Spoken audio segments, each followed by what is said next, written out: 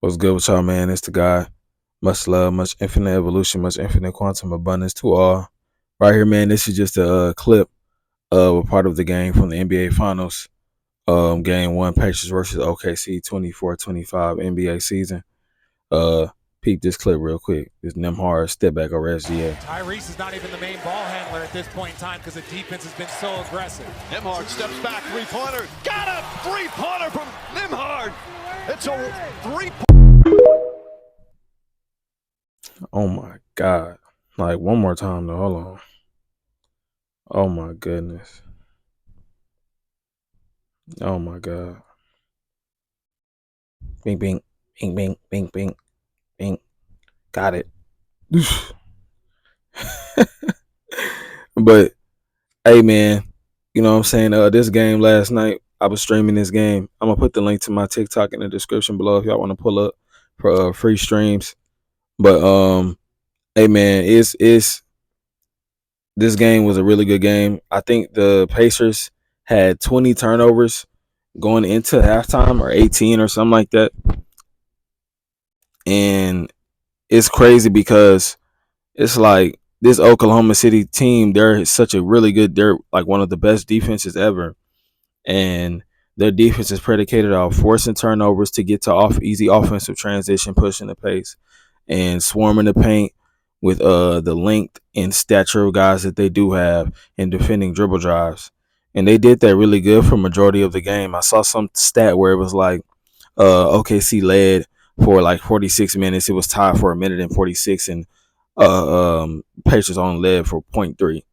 You know what I'm saying? And it's like it's just so many different variants and runs of the game. And if you watch this game, it's like you could see uh, OKC had a lead, but they can never really crack open and go on a run how they normally do. And something I noticed about OKC and teams that play against OKC, you can't let their defense, like, you're gonna turn the ball over, like, that's gonna happen. But you got to get back on defensive transition. You you can't let mentally, you can't let that like deter you from being aggressive offensively, because then that's when they get in your head. That's what defense does. So is just like you can be getting your ass cooked on offense, and it's like, damn, am I that good of a defender because he cooked you on offense? You got to keep your head up. You know what I'm saying? So I think that's something that the Pacers did. I think they kept their head up. They knew they was going into this. They knew that this team at home was a dominant team.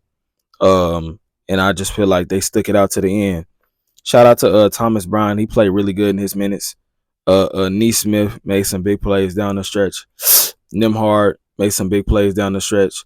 Toppin was shaky at the beginning of the game, but once he kind of got a groove, he started to hoop. You know what I'm saying? And Pascal had some good buckets and played some good defense at the rim towards the end of the game. So we got a block. So, hey, man, this was overall a really good game. It went down to the wire late. When I was streaming, everybody was like, "It's over. OKC gonna win by 20." Da da da da da da. But I'm like, if you could like sense the flow of the game, it kind of felt like OKC was in an unusual space because they couldn't really push past how they normally do once they force all them turnovers. And to have 20 turnovers in the first half and only be down, like, I think they were like down 10, 12, or 13 or something like that. Like, that's amazing. So, especially for a high power offensive team like the Pacers. But what the Pacers showed me tonight is resilience. And shout out to Halliburton hitting that game winner. He hadn't really been like a superstar player throughout majority of the game, or whatever he is, however you look at him. But he was impacting the game for what he was doing.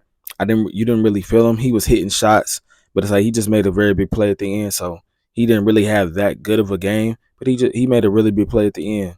And hey, man, like, the Pacers just showed that, and they've been showing throughout this whole playoffs, that they can be resilient. But from the perspective of the series, one thing I will say about OKC is that they're really good at bounce back games, and being able to mentally take what happened and learn from it regardless of the situation. So I don't think the Pacers are going to turn the ball over 20 times in the first half again. I think something like that was an aberration, or just out of the norm. Like, granted, this defense is a really good defense, but with the way that they play and they attack from so many different areas, I think that's kind of a counter to the level of defense that Oklahoma City plays. But the fact that they were able to win a game with 20 plus turnovers against a team that thrives off of turnovers offensively, I think that builds a lot of mental, I would say sustainability and just building blocks for the team, knowing that they can come in here and win in OKC. So even if they lose the next game by 40, I feel like the Pacers feel like they've done what they've needed to do. But hey, man, this is a good series, man. I'm gonna report back to y'all on game 2. Hey, man, y'all gotta check it out. But much love, much infinite evolution. Love yourself always.